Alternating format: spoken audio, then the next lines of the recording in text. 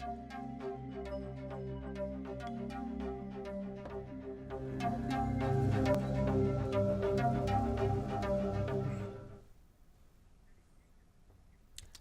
welcome and good afternoon. You are watching Dr. Speak, our special show where for the next 1 hour we'll be taking your calls in Hindi and English on any medical queries that relate to the prevailing COVID pandemic that is gripping the nation and the world, be it related to directly COVID itself, the disease, what is being done to fight it, the various measures in place, anything related to the lockdown as well, any concerns that you have or any other concern that you might have related to your health that could even be unrelated to COVID-19. We'll have doctors and other experts among us. The numbers are there on the screen flashing at the bottom, and you can also write in to us on our social media handle on Facebook. I am Gautam and with me is Om Prakash.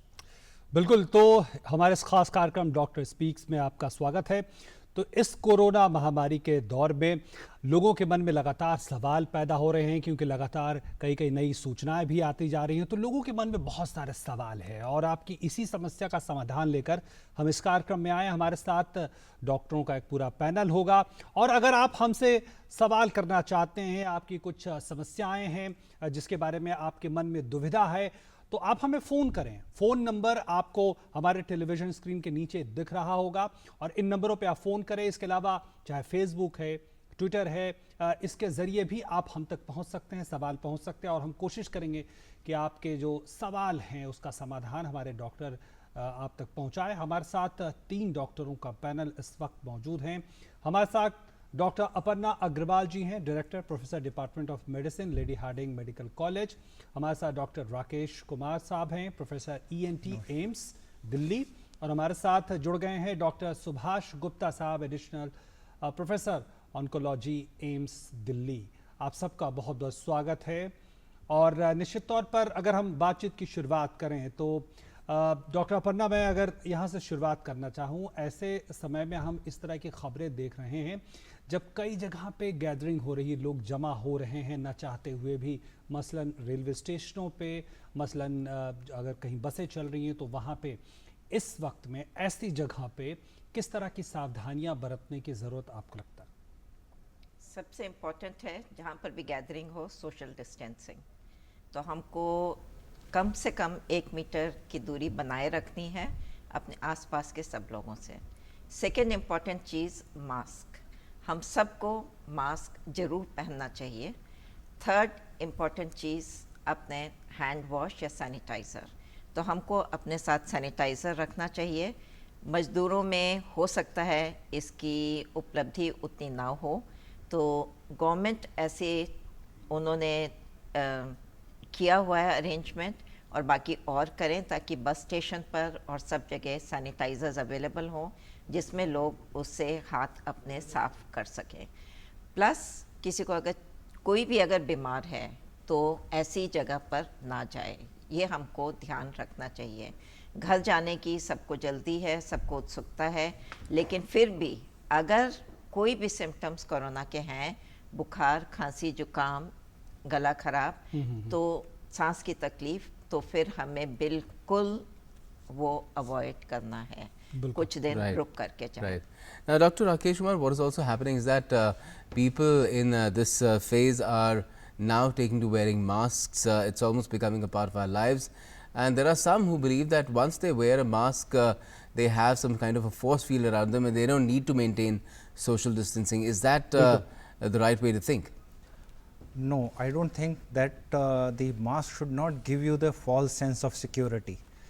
Mask is, if you ask me, it is more like if you have some sneeze or cough and if you are wearing mask, you are avoiding its spread.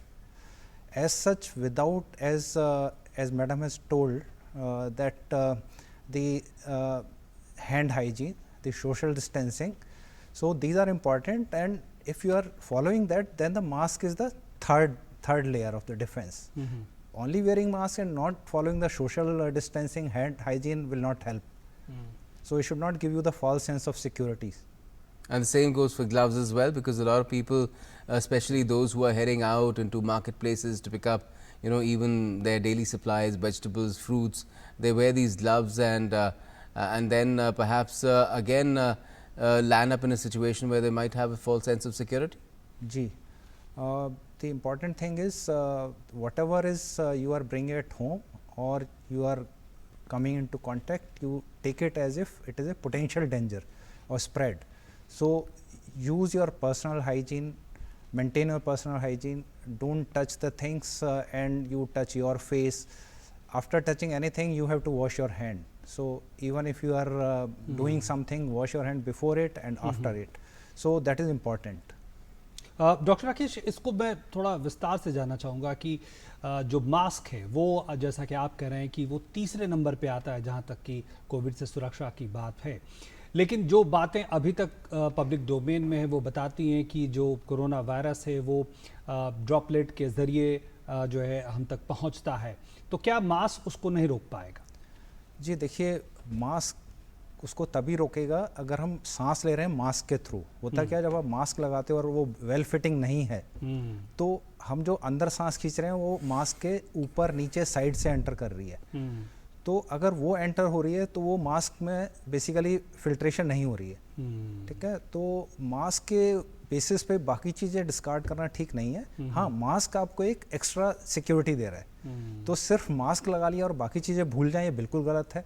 तो आप mask जरूर लगाएं, लेकिन mask के साथ बाकी चीज़ें जो हमने पहले बात की है कि हाथ धोना है या हैंड सैनिटाइजर यूज़ करना है और आपको लोगों के कांटेक्ट में नहीं आना है, आपको अपने मुंह को, नाक को, आँखों को हाथ से टच नहीं करना है, ये सब चीज़ों का ध्यान रखना ज़रूरी है। उसके साथ ही ये सब चीज़ें इफ़ेक्टिव होंगी। हम एक चीज़ मान के बाकी चीज़ें छोड़ दें तो उससे आई थिंक नुकसान होने का ज़्यादा चांस है। I think it will be a good time, Dr. Agarwal, to perhaps reiterate what kind of masks are effective in stopping the spread of infections like the COVID-19, because different variety of masks are now available. People are making them at home as well.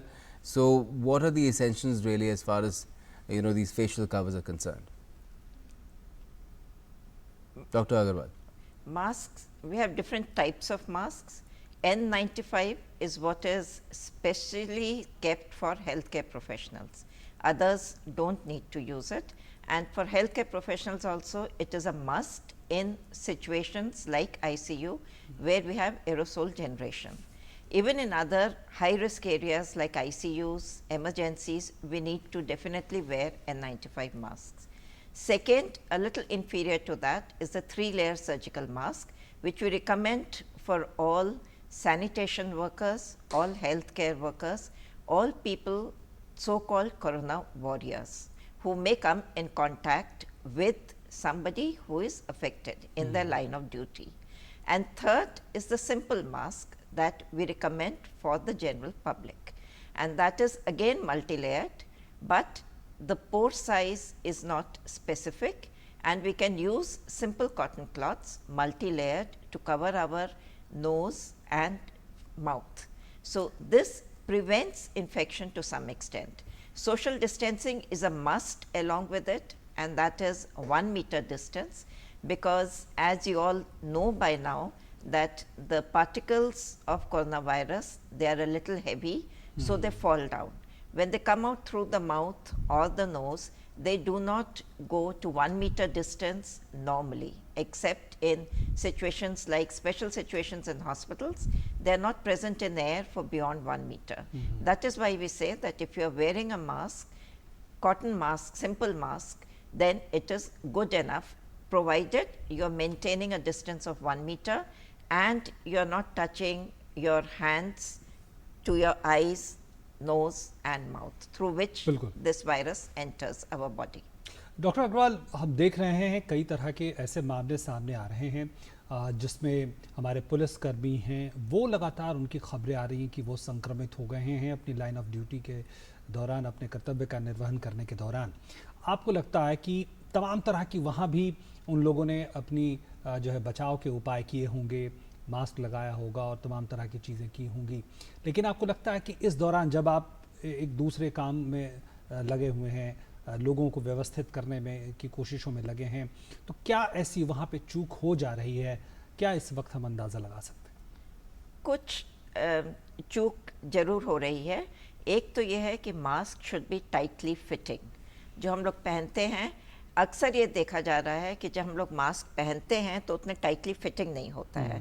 आप चश्मा लगा रहे हैं, अगर उसमें fogging हो गई मतलब कि मास्क ठीक से फिटिंग नहीं है। जैसा भी डॉक्टर साहब ने बोला, जब हम मास्क लगाते हैं साइड से अगर हवा जा रही है, नीचे से हवा जा रही है, ऊपर से हवा जा रही है, मतलब कि मास्क टाइटली फिटिंग नहीं है और वायरस के एंटर होने के चांसेस हैं। सेकेंड, हमारी आदत है नॉर्मली जो हम चेंज करने की कोशिश कर रहे हैं, लेकिन अगर हमने मास्क का सामने का हिस्सा टच किया और फिर अपनी आँखों को, नाक को और मुंह को टच किया तो उससे फिर भी वायरस के अंदर जाने की, बॉडी के अंदर जाने के चांसेस होते हैं। वो आदत हम जितना भी ट्राई करें कभी ना कभी ऐसा हो जाता है। Third, in line of duty कभी बीच में पानी पी रहे हैं, चाय पी रहे हैं, खाना खा रहे हैं, हमारी आदत होती है कि मास्क को थोड़ा नीचे सरका दिया और फिर उसको ऊपर सरका दिया। वो बिल्कुल नहीं करना चाहिए क्योंकि उससे मास्क का सामने की सरफेस टच कर रहे हैं, जिससे उस पर जो भी अगर कीटाणु कोई हैं तो वो हमारे हाथ पर लगेंगे और उससे अगर हमने सैनिटाइज नहीं किया हाथ को तो उससे चांसेस हैं कि थ्रू फोमाइट से अपने बॉडी के तो अंदर बेहतर जा ये होगा सके। कि खाते पीते वक्त मास्क का पूरा हटा ही दें या फिर एक तरफ से उसको खोल लें। बिल्कुल। और मास्क को हटाते समय हमको ध्यान रखना है कि सामने की सरफेस नहीं टच नहीं छू करें, जाए। उसको उसकी या तो वो जो पट्टियां हैं उससे करें या जो कान के ऊपर में इलास्टिक लगी होती है उससे उसको हैंडल या करें। फिर मास्क हटाने के बाद एक बार फिर से हाथ धो सकते हैं या उसके बाद ही धोएं, ये भी एक बिल्कुल, उपाय दोनों सही वो रहेगा। तो करना ही है, साथ में मास्क भी चेंज करने की। कई बार अगर ड्यूटी आवर्स लंबे हैं और मास्क अगर गीला हो गया फिर भी अगर हमने सेम मास्क पहना हुआ तो फिर भी वो इफेक्टिव नहीं होगा। तो कहीं ना कहीं कुछ ब्रीच है इसमें जिसकी वजह से ये चीज़ हो रही है। Staying with the question about masks, Dr. Rakesh Kumar, if I could ask you, a lot of people and a lot of forwards are also being sent these days that prolonged use of masks could cause hypoxia, especially for those who like to exercise, physical exertion of any kind, be it running or cycling. Is there any truth in that? नहीं, जो जहाँ तक N95 mask का सवाल है जो कि health care के लिए रिकमेंडेड है उस तक में नहीं होता है। तो नॉर्मल अगर कपड़े का मास्क पहन रहे हैं और अगर आप हेल्दी हैं, आपको कोई ब्रीदिंग की कंप्लेंट नहीं है, कोई अस्थमा नहीं है, तो ये सब नहीं होता है। हाँ, जब आप पहली बार मास्क लगाते हैं तो ज़रूर आपको थोड़ा सा यूज्ड होने में टाइम लगता है, लेकिन लोग ये कह रहे हैं कि अगर हम पूरा कवर करके रख रहे हैं तो कार्बन डाइऑक्साइड जो हम छोड़ रहे हैं वो दोबारा हमारे फेफड़े में तो नहीं जा रहा। नहीं, ऐसा बिल्कुल नहीं है क्योंकि व्हाट्सएप पे जैसे हम लोग अभी थोड़े दिन पहले डिस्कस कर रहे थे कि ये सोर्स ऑफ इंफॉर्मेशन भी है, लेकिन साथ में क्या झूठी खबर है, क्या ठीक तो ये है, खबर वो झूठी थोड़ा है। सा- मैं हाँ, एक और मेरे पढ़ हिसाब के से- सुनाता हूँ जी। आपको। Some people drive their car with a mask on. That is very dangerous because the stale air can make the driver lose consciousness. अब इस तरह की बातें भी डॉक्टर अग्रवाल व्हाट्सएप यूनिवर्सिटी में घूम रही हैं। नहीं, मुझे लगता है आई थिंक उनको पहले अपना कार का सर्विसिंग करानी चाहिए। यूजुअली अगर आपके विंडो बंद हैं और एसी ऑन है और अगर आपका एग्जॉस्ट ठीक से काम नहीं कर रहा है तो कार्बन मोनोऑक्साइड उसमें एक्यूमुलेट होती है, उससे आपका लेवल ऑफ कॉन्शियस कम हो सकता है, मास्क पहनने से नहीं। बिल्कुल बिल्कुल। और एक समस्या अगर डॉक्टर अपर्णा आप इस पे रोशनी डाल सकें कि जिस तरह से लोग अब ग्लव्स भी इस्तेमाल कर रहे हैं, जो कर सकते हैं लोग ग्लव्स का भी इस्तेमाल कर रहे हैं, ये कितना महत्वपूर्ण है? क्योंकि अगर ग्लव्स लगाए और वो अगर इन्फेक्टेड हो गया है तो बात बराबर, चाहे वो खाली हाथ हो चाहे वो ग्लव्स लगे हो। इस पे थोड़ा स्थिति स्पष्ट करें। ग्लव्स में मेरे को लगता है जनरल पब्लिक जिनकी ज़्यादा डीलिंग नहीं है लोगों से, उनको ग्लव्स पहनने की कोई ज़रूरत नहीं है क्योंकि उससे एक फॉल्स सेंस ऑफ सिक्योरिटी आ जाती है। हेल्थ के प्रोफेशनल्स पेशेंट देखते समय ज़रूर ग्लव्स पहने और हर पेशेंट के बाद में उसको चेंज करें। और जो लोग ऐसे हैं जो कॉन्स्टेंटली कस्टमर से डील कर रहे हैं, जैसे बैंक एम्प्लॉयज़ हैं या और दूसरे हैं, वो ग्लव्स पहन सकते हैं। उसमें भी फिर बीच बीच में ये ज़रूरी है कि आप अपना हैंड सैनिटाइज करिए और बीच बीच में ग्लव्स चेंज करें और ये ध्यान रखें कि ग्लव्ड हैंड माउथ, नोज, आईज पर ना लगे। एंड सेकेंडली हमको ये भी ध्यान रखना चाहिए कि ग्लव्स, वही ग्लव्ड फिंगर से पानी पीने का, खाना खाने का वो चीज़ बिल्कुल ना करें क्योंकि ऐसा भी पाया गया है कि लोगों ने ग्लव्स पहना हुआ है तो लगता है सेफ है, उसी हाथ से सब कुछ टच कर रहे हैं, उसी से खाना खा रहे हैं, तो वो चीज़ बिल्कुल नहीं होनी चाहिए। तो अगर ग्लव्स पहने और उसके अगर वो इन्फेक्टेड हो गया और सैनिटाइजर का इस्तेमाल उसके साथ करते हैं तो क्या ये ठीक रहेगा? नहीं, उसको फिर ग्लव्स निकाल के दोबारा से हाथ धोने बहुत जरूरी है। ठीक है। Okay, Dr. Subhash Gupta is also with us. He's additional professor oncology at AIIMS Delhi. Welcome to Dr. Speak, Dr. Gupta. In terms of patients who are suffering from a disease like cancer, I believe that there have been a lot of concerns among people as well as to what should they do if they want to visit the hospital for their chemo or radiation or other complications as well. What do you suggest should be the way that people should really go about taking care of themselves if they're suffering from any stage of cancer, any kind of cancer? Actually, it's very difficult times for the cancer patients because cancer patients have a very low immunity, so they have a great risk of catching infections. On the one side, there is a risk of catching infections. On the other side, there is the treatment which is going on is being delayed because of this COVID-19. So what right now the right approach is to just talk to your doctor on telephone or a teleconsult give a teleconsult call to him, and he'll guide you accordingly, because all the cancer patients have been prioritized into 3 groups. That one is a very high priority group which needs urgent intervention and their treatment cannot be delayed, and the other is a medium priority group where we can delay a treatment for 6 to 8 weeks, or we can switch their chemotherapies from IV chemotherapies to oral chemotherapies, or and so on. And the third priority group is the low priority group, which are patient comes on the routine follow-up. They are being delayed. They can delay up to 3-4 months because they are coming on a routine follow-up, and they can continue taking their hormonal therapy or their oral medications as previously prescribed. So that is the right approach to go on. They should not rush to the hospitals that immediately for their treatment. बिल्कुल। Doctor Gupta, एक बात बताएं जिसको लेकर We have a caller. In fact, let's see the caller. Nalini is joining us from Delhi. Hello. Ji, Yes, हाँ, go ahead, Nalini, Nalini. बताएं। Shall I ask my question? Yes, please. Go Okay. ahead. My question is कि आपके programme को मैं regular देख रही हूँ बहुत दिनों से, और आज तो मैं बहुत खुश हूँ the way the things are being explain. बहुत आराम से आपने बहुत ही इंपॉर्टेंट चीजें बताई हैं। मेरा क्वेश्चन ये है कि नॉर्मली जो मुझे पता चल रहा है आपके प्रोग्राम से भी कि जब आपको प्रॉब्लम है, सिम्टम्स हैं, तब आप डॉक्टर के पास जाइए, लाइक ब्रीदिंग प्रॉब्लम है या फीवर है, तो जब वो टेस्टिंग के लिए उस समय जाएंगे तो क्या वो बहुत लेट नहीं होगा? बिकॉज रिपोर्ट आने में भी 24 घंटे लगते हैं, और आपके चैनल से कई बार आप लोगों ने ये मेंशन किया कि लोग देर से आते हैं, इसी वजह से डेथ हो जाती है अल्टीमेटली। तो उसका एक तो मेरा ये क्वेश्चन है। My second request and question is कि अगर हम वॉक पे जाएं 1% तो 1 मीटर का डिस्टेंस रख के चलते हैं, तो फिर क्या मास्क नहीं पहनना है? बिल्कुल। तो 2 महत्वपूर्ण सवाल। डॉक्टर राकेश, आप इसका जवाब देना चाहेंगे? The first question she has asked is whether it will be too late if the symptoms come. So the important thing is, although there is so much of coverage in the media, but the fact remains that about more than 97 to 99% of the cases they recover without any problems. So that is the basic fact. So keeping that in mind, it has been decided that the mild cases with mild symptom or cases with moderate symptoms need not come to the hospital. They can isolate at home, and it has not been told that you be cut off. They have been told that you have the contact number of the local person who will be in your touch. Anytime problem, you have to contact him, and also you have to give the self declaration form that you will be following the instructions and the isolation rule. So it is not that once you are sitting at home, so you are not in touch with anyone. Anytime problem comes, you have to contact, and then you will be shifted as per your requirement to the hospital or the care system. So that is first. And what was the second one?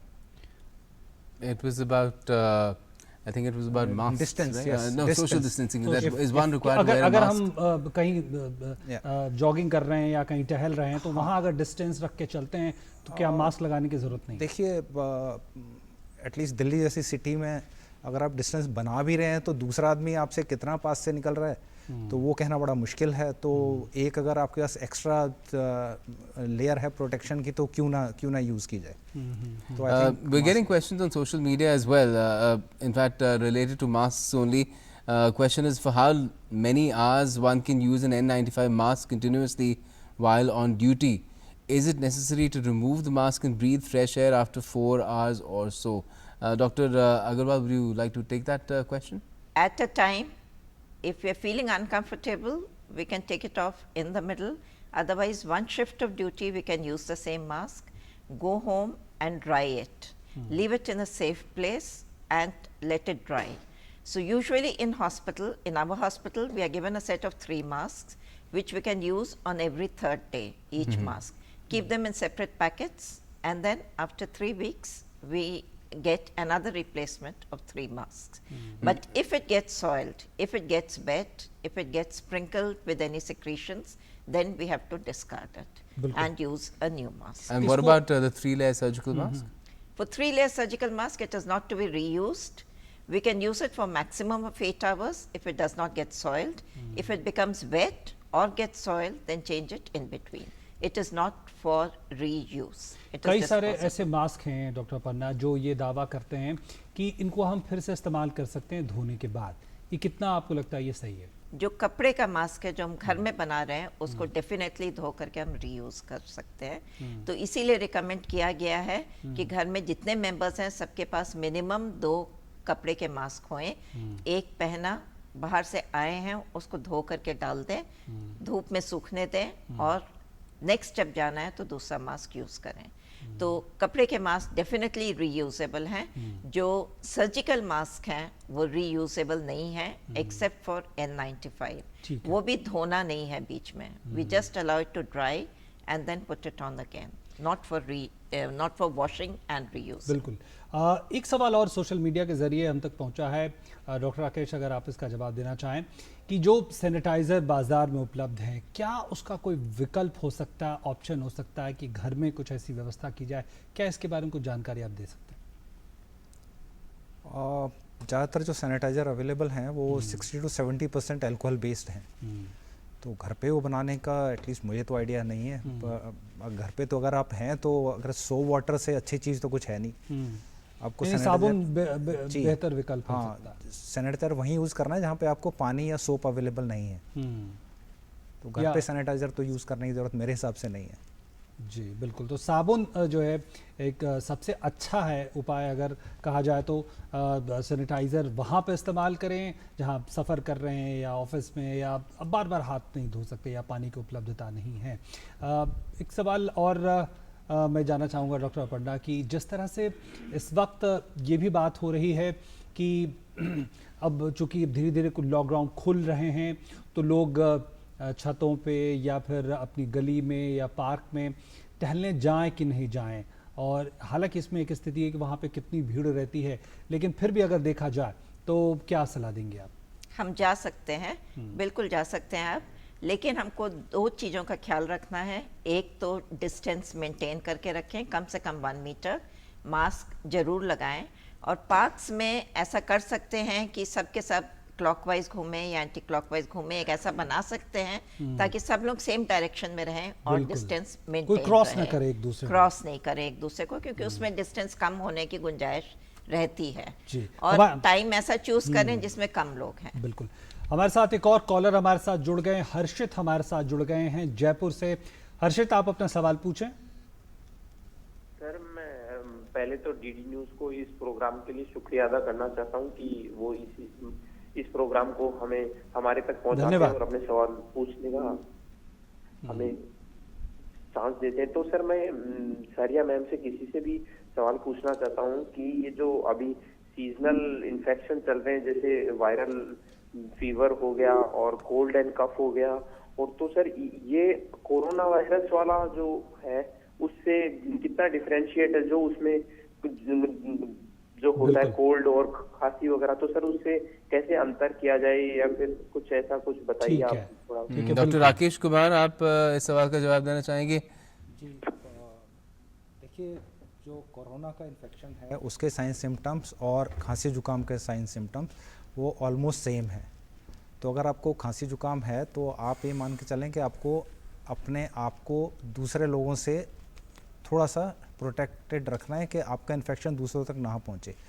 जो खांसी जुकाम है आमतौर से 5 से 7 दिन में अपने आप ठीक हो जाता है। अगर आपके खांसी जुकाम के साथ खांसी काफ़ी ज़्यादा है, गले में दर्द है, छाती में जकड़न है, तो आपको ये सोचना चाहिए कि शायद ये कोरोना हो सकता है। अगर आपका कोई कांटेक्ट का हिस्ट्री नहीं है, कहीं आप बाहर गए नहीं हैं और सिर्फ खांसी जुकाम है, तो उसको ये मान सकते हैं कि सिर्फ ये नॉर्मल खांसी जुकाम है जो अपने आप ठीक हो जाएगा। So the first differentiating thing would be difficulty in breathing, Dr. Kumar? सांस में दिक्कत होना, छाती में जकड़न होना, नए नए सिम्टम्स आ रहे हैं। कुछ लोग बोलते हैं कि अगर आपको सेंस ऑफ स्मेल थोड़ा कम हो जाए, टेस्ट अल्टर हो जाए, आजकल बोल रहे हैं कि शरीर पे चकते होना, जैसे चिकन पॉक्स टाइप की चीज़ें होना, बहुत ज़्यादा थकान होना। वो आमतौर से खांसी जुकाम में इतनी थकान होती नहीं है। फीवर थोड़ा सा हाई ग्रेड होना, खांसी जुकाम में यूजुअली होता है कि वो थोड़ा सा लो ग्रेड होता है जी। तो लेकिन फिर भी खांसी जुकाम भी होने से आप दूसरे लोगों को बचा के रखें। जैसे घर पे अगर थोड़े बुजुर्ग लोग हैं उनसे बचाव रखें, किसी को डायबिटीज़ है, हाइपरटेंशन है, बच्चे हैं, उनसे थोड़ा बचाव रखें, क्योंकि बिगनिंग में कहना बड़ा मुश्किल है कि कॉमन कोल्ड है या फिर कोविड है। एक सवाल हमारे पास आ रहा है डॉक्टर अपर्णा, ये बात बार बार कही जा रही है कि जिनकी इम्यूनिटी अच्छी है, जिनकी रोग प्रतिरोधक क्षमता अच्छी है, उनको जो है बहुत ज़्यादा समस्या नहीं होगी। लेकिन इसको लेकर कैसे आश्वस्त हुआ जा सकता है, क्योंकि हर इंसान को शायद उस तरह से पता भी नहीं होता कि आखिर वो कहाँ पे खड़ा है रोग प्रतिरोधक के मामले में। 100% नहीं कह सकते हैं कि उनको नहीं होगा। जिनकी इम्यूनिटी अच्छी है उनको बिल्कुल ये रोग नहीं होगा। लेकिन जो स्टैटिस्टिक्स है डेथ की, इन्फेक्शन की, जो एनालाइज की गई है फ्रॉम वर्ल्ड ओवर, उससे ये है कि जिनकी इम्यूनिटी कम है उनमें चांसेस ऑफ इन्फेक्शन रिलेटिवली ज़्यादा है। बट उससे ज़्यादा ये है कि अगर उनको इन्फेक्शन हो गया तो disease can be more severe और मोर्टेलिटी उनमें ज़्यादा पाई गई है। तो इसलिए प्रोटेक्शन सबके लिए बोला गया है, सिर्फ उनके लिए नहीं जिनकी इम्यूनिटी कम है, लेकिन हर इंसान को सब एहतियात बरतने हैं ताकि हम प्रोटेक्टेड रहें। ठीक है, लेकिन ऐसे लोग जिनको एलर्जी से जुड़ी समस्याएं पहले से हैं, सर्दी ज़ुकाम बहुत जल्दी हो जाता है या कुछ रेस्पिरेटरी इश्यूज पहले से हैं, तो उनको लेकर क्या आप स्पेसिफिक कहना चाहेंगे? उनको चांसेस ज़्यादा हैं इसके, तो इसलिए उनको और ज़्यादा केयरफुल रहना है इस मामले में। और स्पेशली अगर वो एल्डरली हैं तो बेटर है कि आप घर के बाहर ना निकलें, जितना घर में रह सकते हैं उतना घर में रहें। जिनको और भी कोई कोमॉर्बिडिटीज़ है, एलर्जी के लिए कई लोग स्टेरॉइड्स का इस्तेमाल करते हैं। अगर आप उसका इस्तेमाल कर रहे हैं तो फिर आपकी इम्यूनिटी कम है और चांसेस आपको कोरोना के ज़्यादा हैं, प्लस ज़्यादा सिवियर होने के हैं, तो आपको एहतियात ज़्यादा बरतना है। और मोस्ट इम्पॉर्टेंट थिंग जो उसमें कर सकते हैं वो ये कि घर से अनलेस एब्सोल्युटली एसेंशियल घर से बाहर ना निकलें। ठीक है। डॉक्टर राकेश कुमार, ये सवाल मैं आपको बताता हूँ। If a health worker worked in corona positive patient ward for 7 days and then quarantined for 7 days, when should he or she be tested for corona? After duty or after quarantine period? देखिए, अगर आप corona ward में if you are working then you are wearing personal protection gear.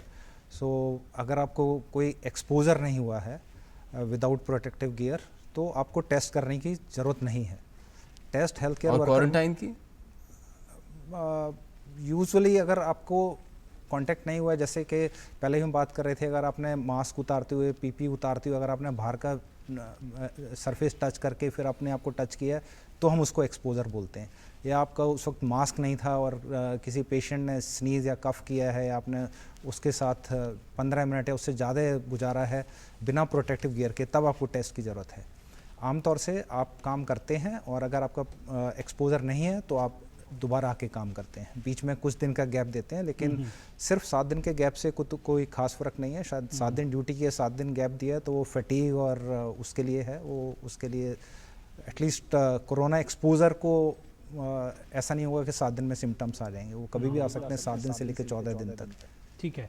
एक शुरू में एक बात आ रही थी और कि आँखों के ज़रिए भी ये संक्रमण क्या हो सकता है अगर आप आँखों को छूते हैं, क्योंकि एक सोशल मीडिया के ज़रिए हमारे पास एक सवाल भी है कि आँखों में बहुत ज़्यादा जलन होती है जब वो घर से बाहर से घर में आते हैं, और पसीना भी बहुत आता है, उसके ज़रिए भी क्या कुछ समस्याएं हो सकती है कि वो आँखों में जा रहा है और क्या वो संक्रमण की संभावना को बढ़ा देता है?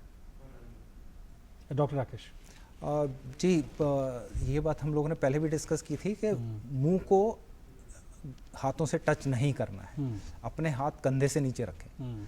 अगर आप आंख टच करेंगे, नाक टच करेंगे, मुंह टच करेंगे, फेस टच करेंगे तो इन्फेक्शन होने की संभावना है। अगर आंखों में जलन हो रही है तो इसका मतलब आपको एक आंखों के डॉक्टर को दिखाना चाहिए। अगर जलन होगी तो आपका ये जाहिर है कि आप बार बार उंगली लेके जाएंगे वहाँ पर और आंखों को मलेंगे तो उससे इन्फेक्शन का चांस तो ज़्यादा ही है।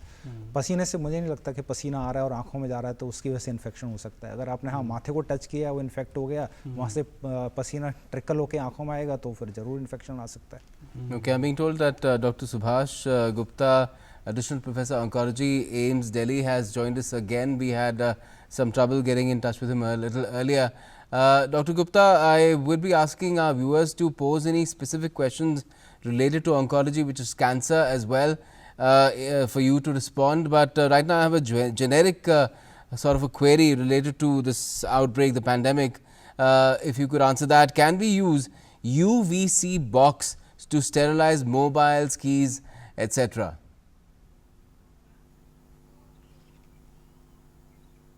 I think mobiles and boxes can be easily sterilized even with 1% hypochlorite solution. That is the best way to sterilize these mobiles. And even you can small spirit swab, you can sterilize those mobile. You don't really need a UV chamber to sterilize those mobiles. आमतौर पे लोग ये कर रहे हैं कि जो sanitiser है उसमें कॉटन लगा के या टिश्यू में लगाकर अपने मोबाइल या दूसरी चीज़ों को साफ़ करें। ये कितना इफेक्टिव? बिल्कुल इफेक्टिव है, क्योंकि वो डिसइंफेक्ट कर रहे हैं उसको, क्योंकि सैनिटाइज़र वही है, हाथ भी हम डिसइंफेक्ट करते हैं। तो हम सब रिकमेंडेड है वर्क प्लेस में जाएं, वहाँ से निकलते समय उसको सैनिटाइज कर लें, घर में आने के बाद एक बार और सैनिटाइज कर लें। चाबी का गुच्छा, पेन वगैरह जो घर से लेकर के अगर जा रहे हैं, मोबाइल, पर्स अगर है तो उसको सैनिटाइज कर लें, तो वो बिल्कुल इफेक्टिव है। Right, and these questions are also oft repeated in terms of, you know, what should one do with purchases from markets, vegetables, fruits, other things. ये सवाल भी बार बार आता है डॉक्टर राकेश कुमार की, क्या अगर हम धूप में हमारे सामान को छोड़ दें, खासकर खाने की चीज़ें, तो क्या उन पे वायरस के बिल्कुल ट्रेसेस ख़त्म हो जाएंगे? देखिए, पहली बात तो ये है कि जो भी सामान हम ले रहे हैं उससे इन्फेक्शन के चांस काफ़ी कम हैं, पहली बात समझने की ये है। दूसरी बात ये है कि अगर आप उसे छोड़ देंगे, जो सामान छोड़ा जा सकता है जैसे कि आलू है, प्याज है, जो ख़राब नहीं होना, तो आप 24 घंटे बाहर छोड़ दें और उसके बाद उसको इस्तेमाल कर सकते हैं। जो चीज़ धो सकते हैं वो ज़रूर साबुन से धो लें। मान लीजिए खरबूजा है, तरबूज है, वो आप धो सकते हैं। ऐसे ही अगर आप मिल्क लेके आ रहे हैं तो मिल्क के पाउचेज आप आराम से धो सकते हैं। तो हाइजीन की बात है, जहाँ पर भी हाइजीन आप लेकिन ये भी कहा जाता है कि अधिकतर सब्जियां और फ्रूट्स को, फलों को साबुन से नहीं धोना चाहिए, सोडा, मीठे सोडे के पानी से धो लें। जी, जो भी हमारे सोपी सॉल्यूशन है, जो क्लिंजिंग एजेंट हैं, उससे ज़रूर फ़ायदा होगा। कुछ लोग कहते हैं कि जी पोटेशियम परमैंगनेट के पानी में डाल दो उसे, जो कुएं में डालते थे, वो कितना एंटीवायरल है कहना मुश्किल है। एंटी बैक्टीरियल, एंटी फंगल तो ज़रूर है, वायरस पे कितना इफेक्ट है पता नहीं। लेकिन जो सब्जियां खराब होने वाली नहीं है उनको आप ज़रूर 24 घंटे बाहर छोड़ सकते हैं। जो खराब होने वाली चीज़ें अगर आप उनको कुक करके खा रहे हैं तो उसमें इन्फेक्शन का चांस वैसे भी कम है। ठीक है, हमारे साथ कॉलर जुड़ गए हैं चेन्नई से। जैन साहब हमारे साथ जुड़ रहे हैं। जी, अपना सवाल करें।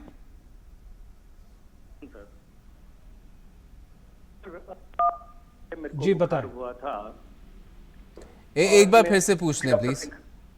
हाँ, 4 दिन पहले मुझे बुखार हुआ था। मैंने फैमिली डॉक्टर से कंसल्ट किया तो उन्होंने मुझे प्रिस्क्रिप्शन के हिसाब से कुछ दवाइयाँ दी। उसको लेने के बाद मैं 3 दिन में ठीक हो गया और बुखार पूरा चला गया है। बट मेरे को अभी तक ये डाउट है, क्या वो कोरोना था या कोई वायरल फीवर था? वायरल फीवर है तो कोई दिक्कत की बात नहीं है, अगर वो ठीक तो है जी, कुछ आवाज में समस्या है। डॉक्टर अपर्णा, क्या कहेंगे आप? उनको बुखार हुआ, अगर आपका कोई कांटेक्ट नहीं है किसी से, जो कि कोरोना पॉजिटिव पेशेंट थे, अगर आप लॉकडाउन के पीरियड में पूरा घर में रहे हैं, कहीं बाहर नहीं निकले हैं, तो अनलाइकली कि आपको ये कोरोना होगा। आपके सिम्टम्स ठीक हो गए हैं तो आपको चिंता की कोई ज़रूरत नहीं है।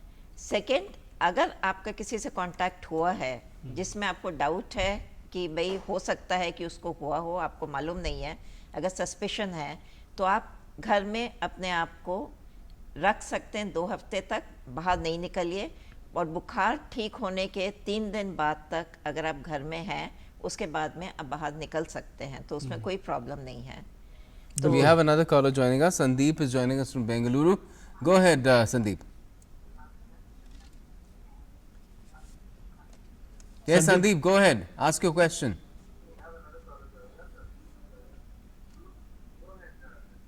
अगर संदीप हमारे साथ नहीं जुड़ पा रहे हैं। नमस्कार सर। जी संदीप बताएं। जी सर, मैं बेंगलुरु में काम करता, जॉब करता हूँ सर, फैक्ट्री में एक। जी हाँ बोलिए। जी, तो मैं माल डिलीवरी करने जाता हूँ सर ऑटो में, उसमें थोड़ा आने जाने में सर क्या हवा है, कांच बंद करके जाना, कैसा जाना सर, वो पूछना चाहता हूँ सर। बिल्कुल। कैसे आवाजाही करनी चाहिए? डॉक्टर कुमार, आप जवाब देना चाहेंगे? जी, अगर आप मास्क यूज़ कर रहे हैं तो मुझे लगता नहीं कि ऑटो में विंडो आप ग्लास चढ़ाएं ना चढ़ाएं उससे बहुत फ़र्क नहीं है। लेकिन जब आप किसी से बात कर रहे हैं, सपोज करिए कोई किसी को सामान डिलीवर कर रहे हैं, तो उससे आप डिस्टेंस ज़रूर मेंटेन रखें। कई बार होता है कि रिफ्लेक्स होता है कि कोई आदमी आता है, सबसे पहले आपके मुंह के पास मुंह लेके आएगा, फिर उसके बाद सामान लेगा, तो वहाँ थोड़ा सा आपको सावधानी बरतने की ज़रूरत है। बिल्कुल। और जिस तरह से अब देख रहे हैं कि गतिविधियां बढ़ रही हैं, आर्थिक गतिविधियां, दुकानें और तो कई तरह की चीज़ें खुल रही हैं, क्या लगता है डॉक्टर अग्रवाल आपको कि ऐसे में एक, हालांकि ये नियम बनाया जा रहा है दुकानों के बाहर, हम देख रहे हैं कि लोगों ने सर्कल बना रखे हैं कि आप उस डिस्टेंस को फॉलो करें, लेकिन आपको लगता है कि जो 1 मीटर का फासला है और जो कई बार उसमें लोग उस तरह से सावधानियां नहीं रख पाते हैं, आपको लगता है कि आने वाले वक्त में इस तरह की चुनौतियां बढ़ेंगी और उसका क्या असर आपको लगता है? लॉकडाउन खुलने से डेफिनेटली चुनौतियां बढ़ेंगी, इसीलिए हमको अपने आप को थोड़ा सा सावधानी ज़रूर बरतनी है, बल्कि ज़्यादा बरतनी होगी, क्योंकि ये चीज़ हमको, सोशल डिस्टेंसिंग सबसे इम्पॉर्टेंट चीज़ है जो हमको ज़रूर मेंटेन करके रखनी चाहिए। सेकंड, हमको जब बाहर जाएं, हम ऐसे टाइम पर जाएं जब भीड़ कम होए। गवर्नमेंट या ऑल्टरनेट दुकानें खोलेगी, या हो सकता है एक रो खोले, दूसरे रो अभी वो वर्कआउट कर रहे हैं कि कैसे खोलना है, लेकिन हमको अपनी तरफ से भी सावधानी बरतनी ज़रूर है।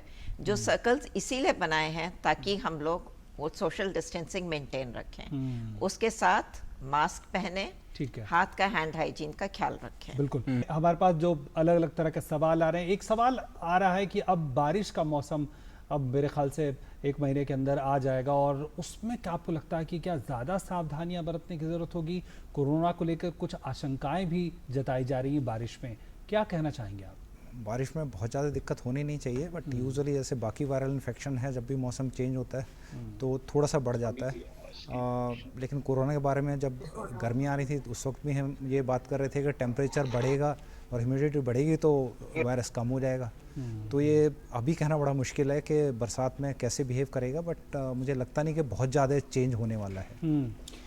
एक सवाल और हमारे पास एलर्जी है, उस पर जो हम बात कर रहे थे डॉक्टर अग्रवाल, उसमें एक सवाल मन में बार बार उठ रहा है और ये सवाल पूछा जा रहा है कि अगर किसी को जो एलर्जिक है पहले से, उसको सर्दी जुकाम या खांसी हो जाती है, तो आम तौर पे जिस तरह की दवाएं, जिस तरह का इलाज वो करता है, उसी तरह का इलाज वो करे और ठीक हो जाए जिस तरह से पहले वो करता आ रहा था?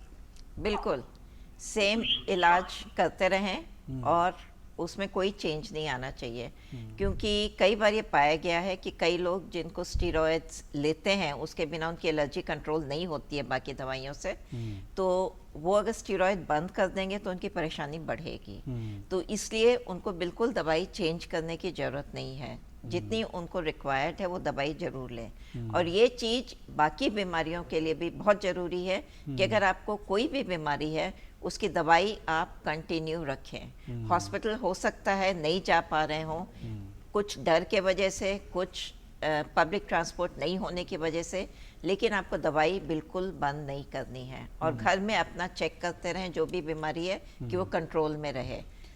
एक चीज़ और इसमें देखी गई है, सलाह दी जाती है कि इस तरह के लोग जो एलर्जिक, उनको फ्लू के टीके दिए जाते हैं हर साल, आपको लगता है उसको भी कंटिन्यू करना चाहिए? बिल्कुल कंटिन्यू करना चाहिए। जिसकी दवाई, जिसकी बीमारी एकदम कंट्रोल्ड है, हो सकता है वो थोड़ा सा डिले कर सके, तो वो आप अपने डॉक्टर से कंसल्ट करके उनसे पूछ सकते हैं कि वो डिले कर सकते हैं या उनको समय आने की ज़रूरत है। वो डिपेंड करेगा कि आप क्या दवाई ले रहे हैं, कितने टाइम ले रहे हैं, किस समय के लिए ले रहे हैं, क्योंकि कई एलर्जीज पर्टिकुलर सीजन में ज़्यादा होती हैं जो उससे पहले लेने की ज़रूरत है, तो आपके डॉक्टर एडवाइस करेंगे आपको। Okay, we have an interesting question on social media. Udit Kumar is asking that question, Dr. Kumar. How can we know that our immunity is strong? Are there some tests that one can do? Because one really can't suggest that one should first expose oneself to some sort of contagion and then see whether that disease can be fought or not. देखिए, immunity अगर हम जैसे बोलते हैं कि healthy क्या है, अगर आप कोई आपको बीमारी नहीं है, आप यंग हैं, तो आप हेल्दी हैं। अगर आप एक्टिविटी बिना थके, बिना सांस फूले कर रहे हैं, तो आप हेल्दी हैं, तो उसके लिए इन्फेक्शन लेने की ज़रूरत नहीं है। तो हम ये मान के चलते हैं कि कोई भी जो आदमी है, वो अगर बच्चा है या नौजवान है 45-50 साल तक और उसको कोई डायबिटीज़, हाइपरटेंशन वगैरह बीमारी नहीं है, तो हेल्दी है और उसका इम्यूनिटी अच्छा है।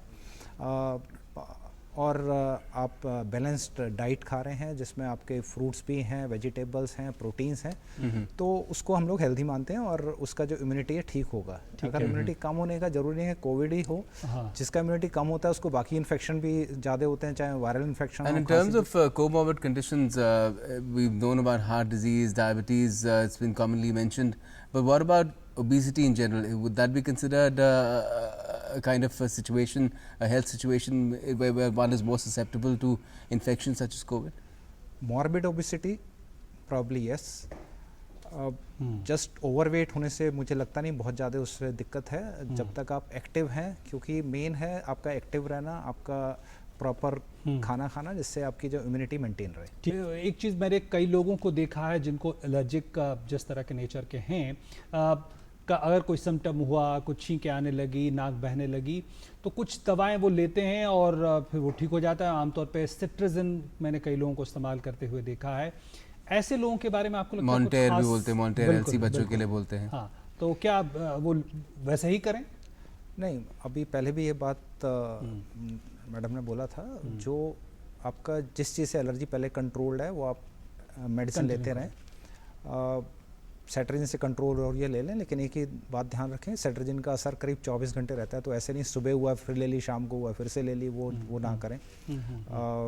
बाकी तो और कुछ स्पेशल करने की ज़रूरत नहीं है।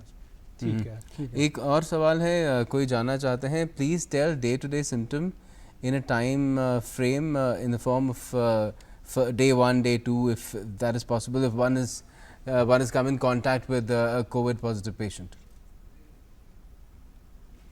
Dr. Kumar. Yeah.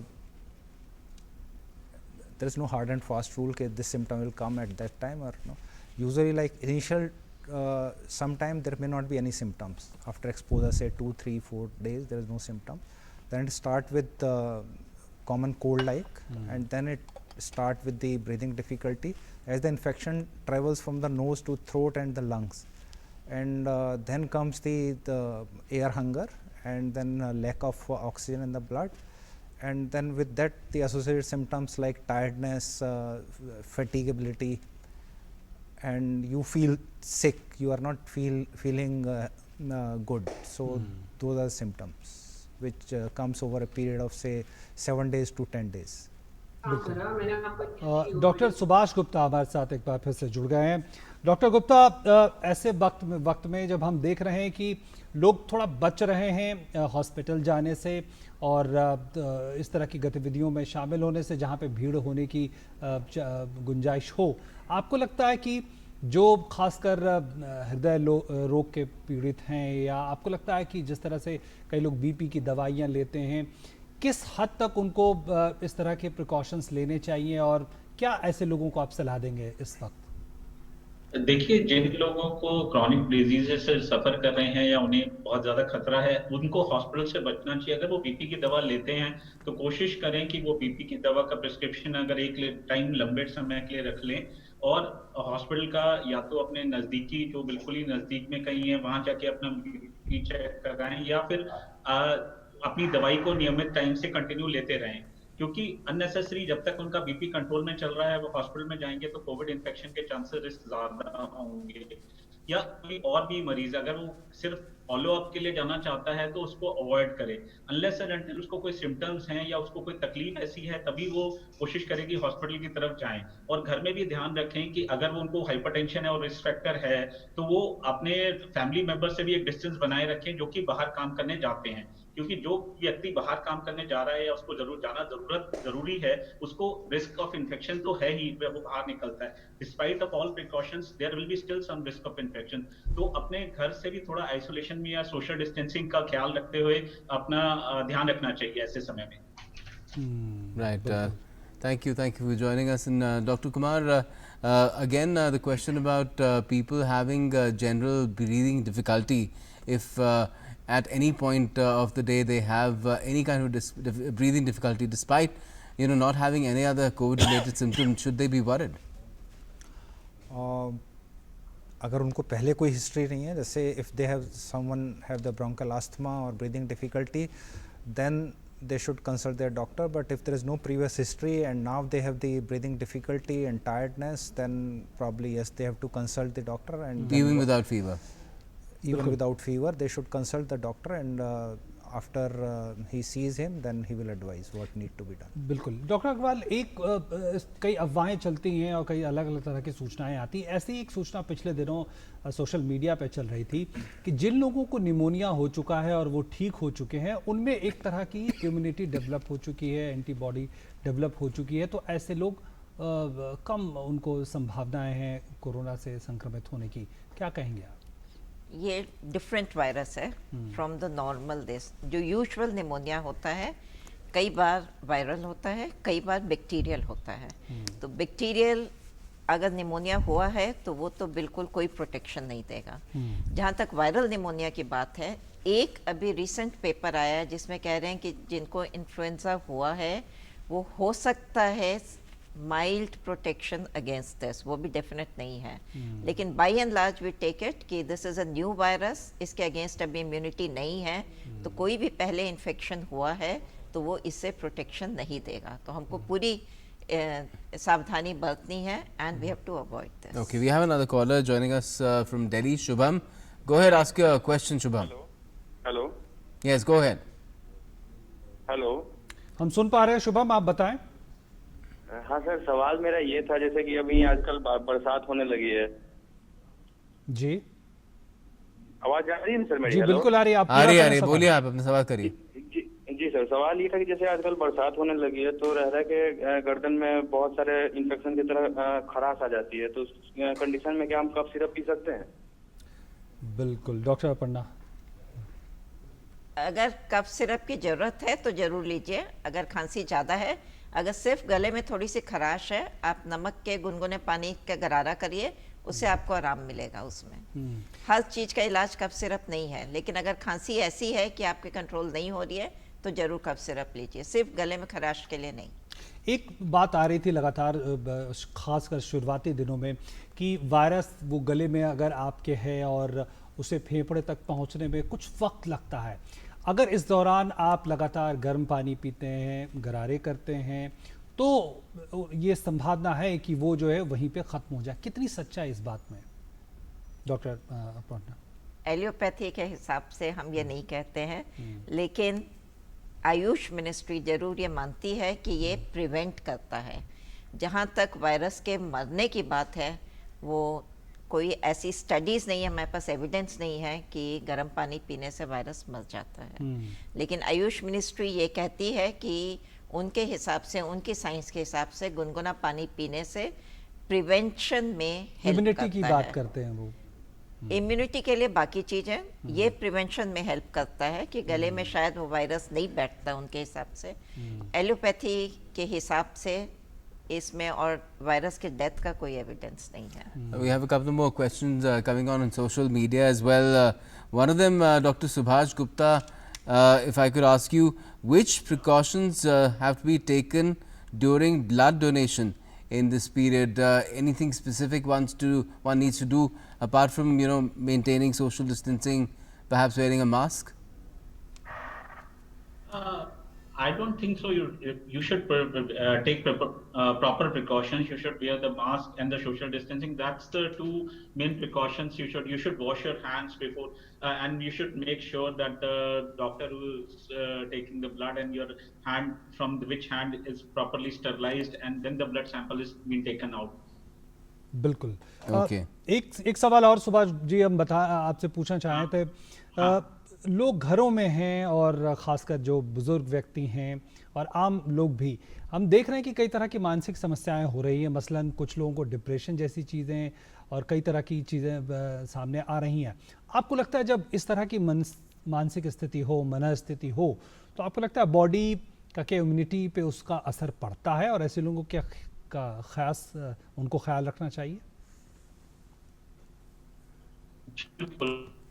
मानसिक समस्याएं काफी ज्यादा आ रही हैं बिकॉज ये लॉकडाउन एक एक्सेप्शनल लॉकडाउन है. लोगों ने इतना लंबा लॉकडाउन शायद लाइफ टाइम में कभी नहीं देखा है. तो उस टाइम पे घर पे अंदर रहने से बहुत सारी मानसिक तनाव नो डाउट आदमी की इम्यूनिटी को कम करता है और उसकी सोचने समझने की शक्ति को भी कम करता है. तो उस टाइम पे आपको खास ख्याल रखना है. ऐसे में आप अपने टेली कॉन्फ्रेंसिंग के थ्रू या स्काइप के थ्रू या आप टेलीफोन के थ्रू अपने रिश्तेदारों या अपने नजदीकियों से बात करके अपनी चिंताओं को उनसे व्यक्त कर सकते हैं. इससे आपका मानसिक तनाव दूर होगा और उससे आपको ज्यादा अच्छा महसूस होगा. खासकर अपने जो उनके नियर एंड डियर दूर रहते हैं उनसे मिलने की इच्छा बहुत ज्यादा होती है ऐसे में लोगों को. तो वो उनसे स्काइप पे या वीडियो कॉलिंग के थ्रू उनसे बात करें तो उनका तनाव या उनको अपनी परेशानी बताएं तो उनसे नेचुरली उनका जो थोड़ा ये मानसिक तनाव है कम होगा. ओके, और कुछ सवाल भी आ रहे हैं. We have some more questions. आजकल बात भी चल रही है doctor Kumar that these days there are questions being raised about whether there can be reinfection cases as well of COVID-19. Have any such cases come up in the country? Infection that has travelled from humans to animals to pets. Has that been observed here? अगर आप बात करें the second infection, so Korea has reported few. Now the China is reporting them. So that definitely it is not giving you immunity that once you get infection the second time it will not happen, because the virus get genetically changed. So there are different types of subtypes of coronaviruses are there. So one type may have infected you, second time it may be second one. So but these are the early reports regarding infection from the animal to human. This is what the theory is, that probably infection come from the animal to human, and now it is mainly human to human. And it has been reported also that the pets can get infection from the humans, but spread from the pet to human is uncommon. It is not very common. Doctor Subhash, इसी से जुड़ा एक सवाल जिसकी चर्चा doctor Kumar अभी कर रहे थे, जो व्यक्ति एसिम्प्टोमेटिक है और उसके अंदर वो वायरस है और वो ठीक भी हो जा रहा है, लेकिन ये जो संभावना है कि वो किसी दूसरे को संक्रमित कर सकता है, तो क्या वो संक्रमण पहले से ज़्यादा जो वायरस है वो दूसरे रूप में पहुंचेगा? क्या वो उसमें म्यूटेशन हो सकता है, बदले रूप में जा सकता है? इसको लेकर क्या स्थिति? देखिए, इसके लेकर जो ये है कि जो सेकेंडरी इन्फेक्शंस हो रहे हैं या फिर जो आदमी ठीक हो चुका है, जिसका कोविड नेगेटिव आ चुका है लेकिन वो किसी को इन्फेक्ट कर रहा है, इसके लिए अभी हमारे पास पूरी तरह से रिपोर्ट नहीं है कि कितना परसेंट तक उसका जो इन्फेक्शन है वो हार्मफुल होगा. बट यस, कुछ रिपोर्ट्स हमें मिल रही हैं चाइना से जहाँ पे ऐसे केसेस देखने को मिल रहे हैं. तो ऐसे में कुछ लोग बोल रहे हैं कि वायरस स्टूल में शेड होता है, ठीक होने के बावजूद भी ये स्टूल में आ रहा है. ये सब हमारे पास अभी इसके ऊपर स्टडी चल रही है, इसके ऊपर अभी हमारे पास पूरी तरह से कुछ कहना मुश्किल है कि ये कितना है. बट एसिम्प्टोमेटिक केसेस में ये ज्यादा मिल रहे हैं. ऐसे केसेस से जो संक्रमित हो रहे हैं उन पेशेंट्स को सिम्टम्स कम आ रहे हैं. And Dr. Agarwal, if I could ask over here, because this is again a concern in terms of how this disease is really working out.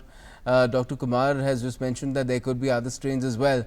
How challenging is then the entire goal of developing a vaccine? We've heard the US President saying that the process has been accelerated.